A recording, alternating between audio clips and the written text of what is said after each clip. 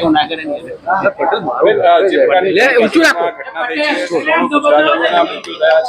બે ગુજરાતી ઇન્જર્ડ થયા છે. કઈ રીતે જુઓ છો ઘટનાને અને આજે તમામ મુદ્દેઓ ગુજરાત લાવી રહ્યા છે? જમ્મુ કાશ્મીરના પહેલગામમાં આતંકી હુમલામાં 26 નિર્દોષ નાગરિકોની જે હત્યા કરવામાં આવી એમને હું શ્રદ્ધાંજલિ આપું છું. સમગ્ર દેશની સંવેદના અને સાથ સહકાર એ પરિવારની સાથે છે. ઘાયલો ઝડપી સાજા થઈ જાય એવી ભગવાનને આપણે પ્રાર્થના કરીએ.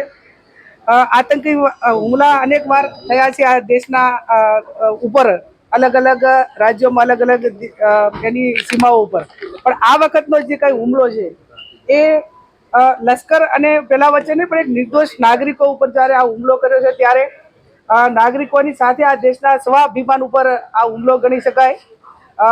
સરકાર એની સામે કડકમાં કડક કાર્યવાહી કરે. અને હું તો એવી અપેક્ષા રાખું કે જે રીતે ઇન્દિરાજીએ એક કડક નિર્ણય લઈને પાકિસ્તાનને પાઠ ભણાવ્યો હતો એવો ને એવો પાઠ ભણાવે આ સરકાર. અને વિપક્ષ હોય કે તમામ જ્યારે દેશની વાત હોય ત્યારે સમગ્ર દેશના નાગરિકો હોય, આમ જનતા હોય, જે કંઈ દેશના તમામ પાંખના જે વડાઓ હોય એમની સાથે દેશના તમામ લોકો છે. અને આવી કડક કાર્યવાહી હું માનું ત્યાં સુધી કરવી જોઈએ. એટલે સરકારે આ તમામ મૃતકોના જે પરિવારજનો છે એમને રાજ્ય સરકાર હોય કે કેન્દ્ર સરકાર હોય એ 10-10 લાખ વળતર આપી અને આ પરિવારોને મદદ કરે. આ એક મેં કહ્યું એ પ્રમાણે આ દેશના સ્વાભિમાન ઉપર જ્યારે આ હુમલો હોય ત્યારે એને કડક હાથે જ્યાં સુધી પગલાં લેવામાં નહીં આવે ત્યાં સુધી કંઈક ને કંઈક રીતે.